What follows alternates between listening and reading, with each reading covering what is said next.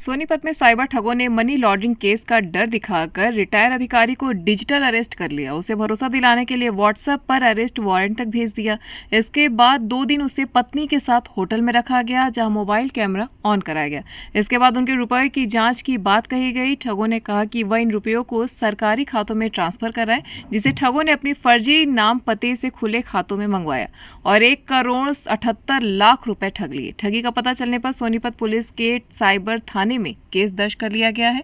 सोनीपत के model town में रहने वाले विनोद चौधरी ने पुलिस को दी शिकायत में बताया कि 6 नवंबर को उनके मोबाइल पर एक नंबर से कॉल आया, फिर कुछ देर बाद दोबारा से कॉल आई। दूसरी तरफ से उसे कहा गया कि आपका नाम Ashok Gupta money laundering case में दर्ज किया गया है और आपके खिलाफ अरेस्ट वारंट है। फिर आपके पास मोबाइल में व्हाट्सएप पर FIR की डिटेल आई।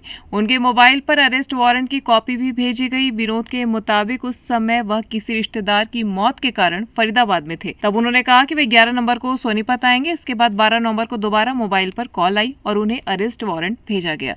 फोन करने वाले ने धमकाकर उनकी और फैमिली की बैंक डिटेल्स मांगी। फिर 13 नवंबर को उनसे उनकी पूरे दिन की पूरी दिनचर्या का विवरण मांगा गया।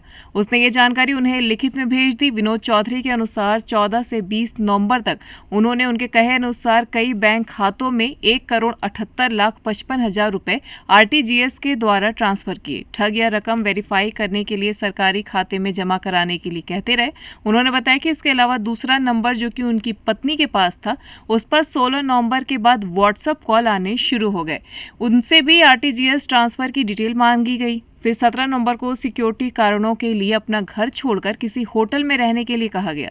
विनोद चौधरी ने बताया कि इसके बाद वह 17 नवंबर को पत्नी के साथ मामा भांजा चौक सोनीपत के पास एक होटल में रुके। 18 नवंबर की रात तक उन्हें होटल में ही रहने को कहा गया।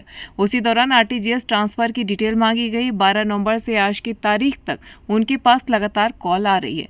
उनको लाइव कैमरे पर रहने को कहा जा रहा है। पहले भी उनको ऑनलाइन रखा गया। विनोद चौधरी ने बताया कि जब आरोपी लगातार रुपए ही ट्रांसफर कराने को कहते रहे तो उन्हें ठगी का एहसास हुआ। उसे पता चला कि फर्जी पुलिस कर्मचारी बनकर वह फर्जी कागजातों के आधार पर खुलवाए गए खातों में धोखाधड़ी के तहत उससे ठगी की गई। उन्होंने साइबर सेल को इसकी जानकारी दी। साइबर थाना सोनीपत के ASI के अनुसार पुलिस ने विनोद चौधरी की शिकायत पर केस दर्ज कर लिया है। News desk anvil live.